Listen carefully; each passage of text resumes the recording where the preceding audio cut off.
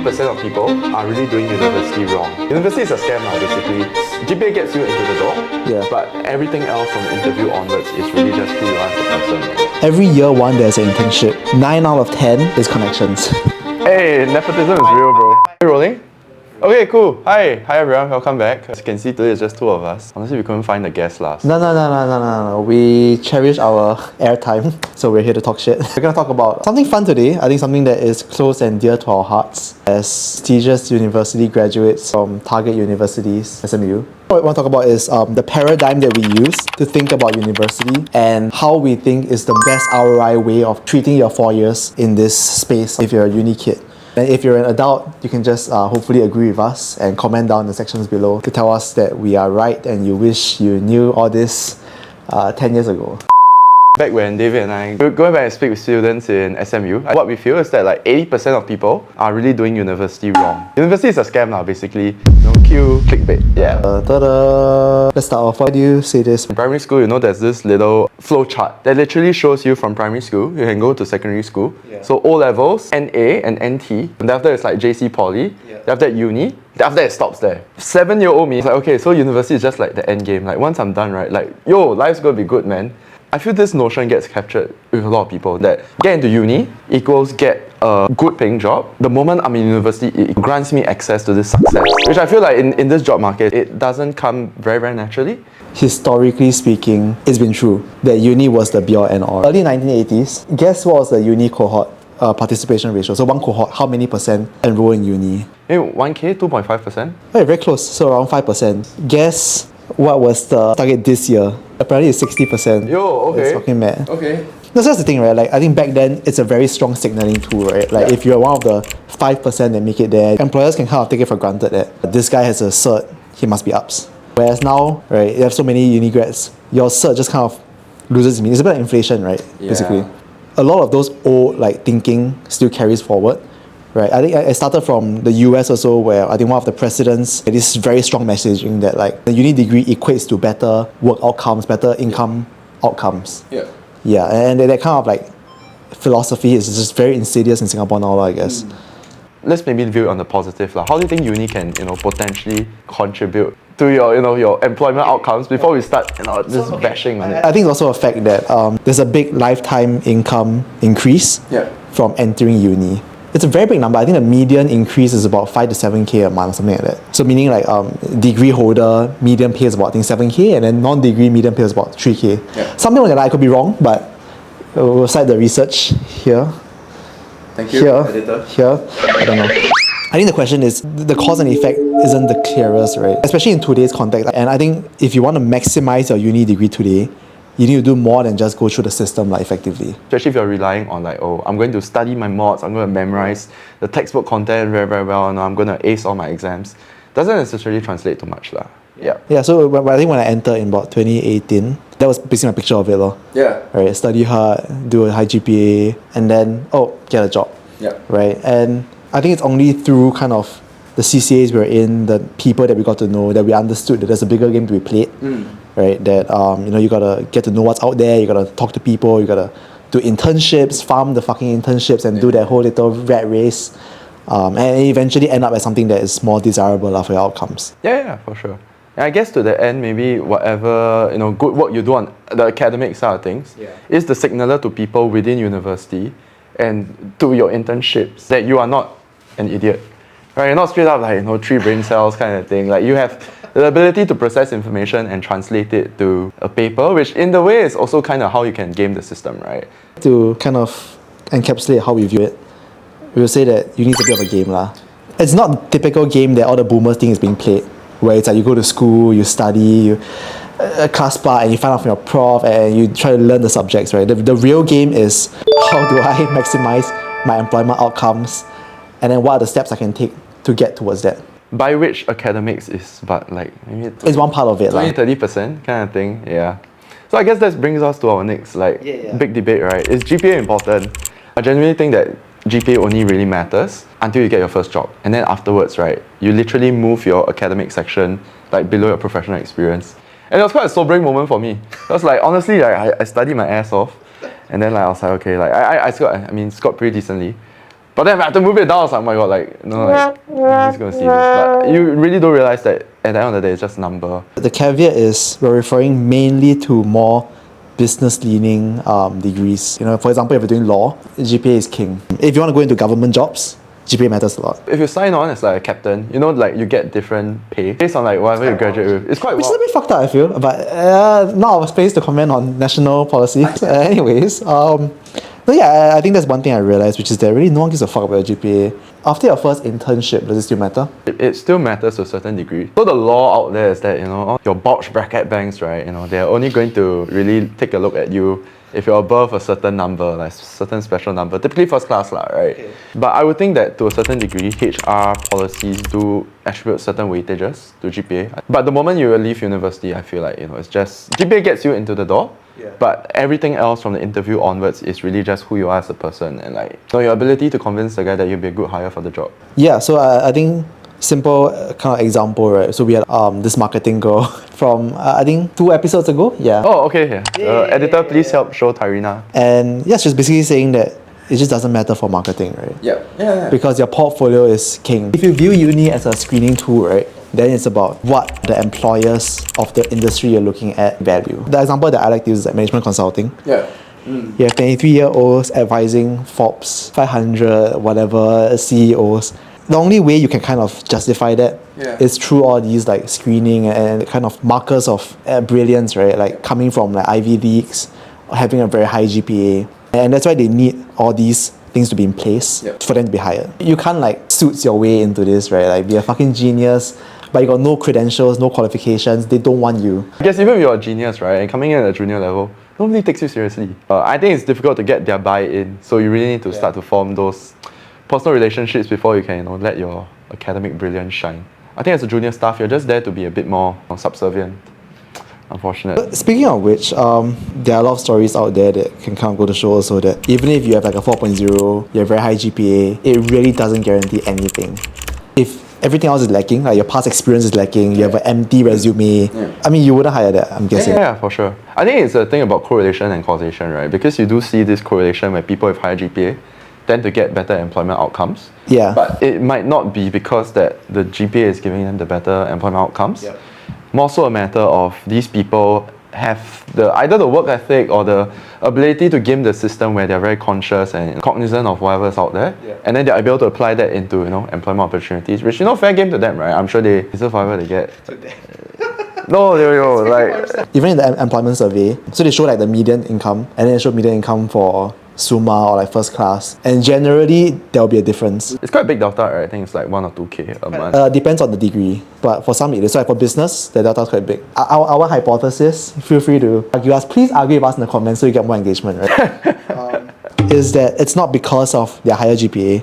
The higher GPA is a byproduct of these people being resourceful, more gritty, maybe just higher aptitude in life. Some are just geniuses in all aspects. But yeah, GPA itself really doesn't mean much. And I've heard stories where employers will look at your GPA, think it's too high, something must be wrong with this guy, he's a weirdo, and just throw the resume out. No, okay, I've literally heard, okay, so let's say SMU's out of 4.0, right? I've literally heard that it's better to have like a 3.9 than a 4.1. You know, if you get a 3.9, it's like you tell people, oh, I'm a normal person. I have my flaws, you know. I see. What's my weakness? Academics. I didn't get 4, I guess. But to kind of wrap it up, I think what we're trying to say is that the GPA is really just one small indicator that when you go into your university journey, you want to try to be intentional about what you're trying to get out of it. If your desired outcome is to be seen as an academic, then by all means, spend all your time in the library, right? I don't know what that does for your life, right? Besides your friends saying, oh, he's very good at studies. And you get the Dean's List, which no one really cares about after a while. It's just a marker of like, okay, you're in like the top like 5% of your batch. No one's gonna be like, hey, wow, Sean Dean's List that year, yeah. We should hire him. It's just for yourself, and I'm sure if you're proud of it, by all means, you know, please do, right? I was very happy when I got on. So if your desired outcome is career, employment, then you want to start weighing where your outputs are in school. Yeah, I mean, going to the next section, I guess, it's not really say like O levels or A levels where you are working towards this final academic reflection of yourself to get to the next academic institute. You're working to build yourself a portfolio that gets you employment outcomes, which is the main crux, right, of like, university. So what else can we do to get me that employment outcomes, right? I think the first one that we really always love talking about is your network, the power of network. Right? Back then, internship, like not on the market, they'll text me like, hey, my firm's hiring, it's not publicly disclosed, blah, blah, blah. It gives you accesses to all these different things. And then naturally the question is, how do you build the networks, right? For us, a large part of it is just putting yourself out there, making yourself known, because it can't be weird, like people kind of want to have to enjoy hanging with you, right? In the course of doing sumo, we talk to a lot of juniors. Every year one, there's an internship. I love to ask them this, right? How do you get it? Like, just be real with me. How do you get it? And I'm not gonna tell people who you are, right? 9 out of 10 is connections. Yeah, my favorite answer is my father or like my uncle or something. Yeah, it does happen, by the way. I hate hearing that. Hey, nepotism is real, bro. My real favorite answer is, like through CCA, through a friend that they knew. I have this one junior recently, she got to know this guy from sitting next to him in class. They had some mutuals and whatever, and You probably thought he was cute lah. I don't know about that. I'm not gonna throw her under the bus. But anyways, the guy interned at a place, and then he was finishing his stint and they were looking for someone else. So he just referred her and then she got it. I mean, that's how most things go, right? Oh, that's pretty crazy, yeah. Let's start thinking about it from the employer's perspective. Right? So, okay, today I am a small firm. I'm hiring like a few people. I have one intern, Sean, who's like fantastic, right? Wouldn't my best shot be to just ask Sean, hey, do you know anyone who's as upstanding and clever and cool and fun as you? It's not great, but it's a reality of life, like, right? That if I'm an employer, that's how I want to employ. I don't want to take the risk, open market, talk to 100 different people, try to suss out, are they legit? Are they lying to me in the interview? I would just ask Sean, hey, your ups, any ups people? Yeah. He referred me one person, I talked to her, she seems good, alright, done. I think where we wanted to go with this whole topic is just that, again, your degree it doesn't mean much, right? It's there because companies need to hire somebody with a degree holder. Like, they do a requirement in most of the JDs, right? You need a bachelor's. Unless you're doing a very technical degree, like law, like medicine, right? Who gives a fuck about networking? They don't have LinkedIn, Yo, it actually does matter. Basically, when it's like a junior doctor, you want to start to decide how you want to specialize. I have a friend, like shout out to him. His dad is like a super famous like eye doctor. He teaches at one of the top unis in China. For most doctors, they come in, they're like new, right? If I'm not wrong, before he was a full-fledged doctor, he had written 20 or 30 papers already on the eye, on the human eye. I can't even name you like 20 or 30 facts about my own eyes, but like, yeah. I think the point is that, if you do something like business, econs, where it's just fluffy, right? That's where a lot of these other aspects come into play. I think the real learning happens in the people you meet, and also, I guess, the CCAs you join, and the internships you do. No hate, right? But like, generally, we recommend people, like, they come to us before uni. What type of CCA should I join? And they're like, oh, I want to join, like, I don't know, beach volleyball, and then like, I don't know, ice skating. And then generally, we recommend, like, from past experiences, joining academic clubs, and like, surrounding yourself with people who are a bit more driven. Really places you in the position where these people are all very like type A, they're very focused, they're very driven, and it helps you build that mentality of focus on showing GPA also.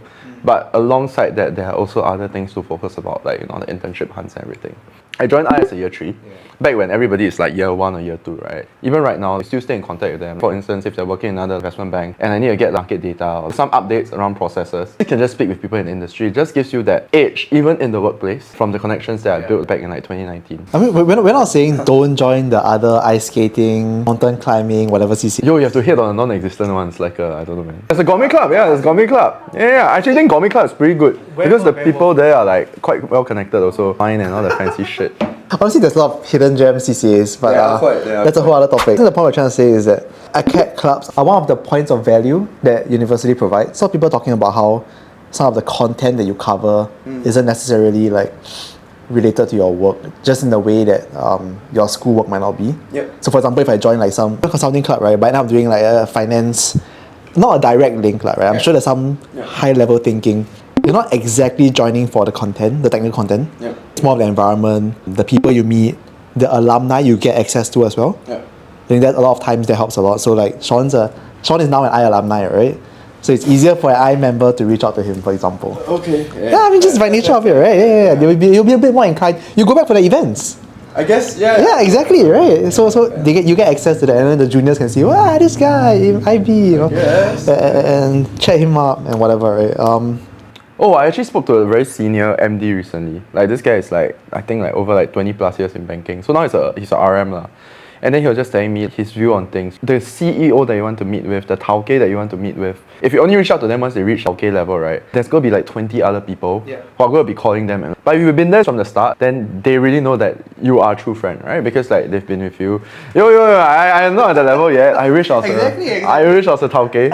But it really stuck with me that the connections you form right now are actually the most important, because once in your 50s and you have kids, and somebody asked me out for a coffee chat, I'm not going, man. I'm gonna spend the time with my kids. But even thinking about like JC, secondary school, that's really the best time, right? Because no one has ill intentions. Yeah.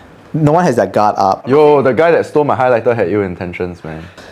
Fuck that guy. But anyways, no, I'm not saying like make friends to use them. Yeah. But as in, those are really the connections where if you're still in touch with them, it's like the realest friendships, you know? And it kind of extends to even the uni space in some sense. It's true. To bring it together, what we're saying is that the old way of looking at uni as just this academic institution is fucked. Like, it just doesn't work anymore.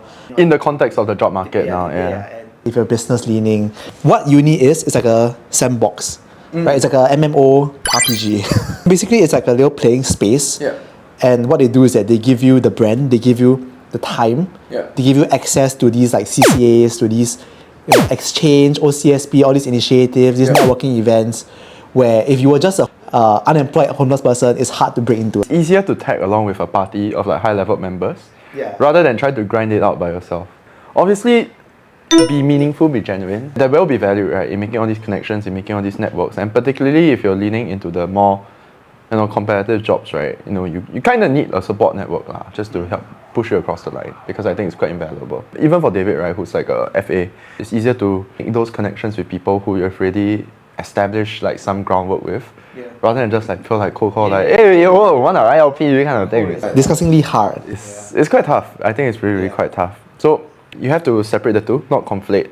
The degree is just a reflection of academic capability. It is but one part of achieving your employment outcomes. Working towards the employment outcomes is a whole other different set of things, right? We're not even talking about like how you want to optimize your resume, your cover letter, how to prep for interviews. That's like You still have a lot of podcast content left. whole different ball game. Yeah. If you don't pursue and don't go down that route, and you're just really here just to grind your GPA, you can grab with 4, but uni really be a scam, because that will not translate to that employment opportunity, and will not be You will feel like you got scammed. yeah, it will not be the end game that you felt like, hey, like why am Oh, I have a 4.0, where's my quick high paying job? yeah, exactly. Nobody will care about you, yeah. And bringing it back to what you mentioned at the start, right? I think we're kind of raised to think of education as like a straight pathway, right? Like PSLE is just a linear score, 0 to 300. And then you have O levels with your L1, R5, whatever.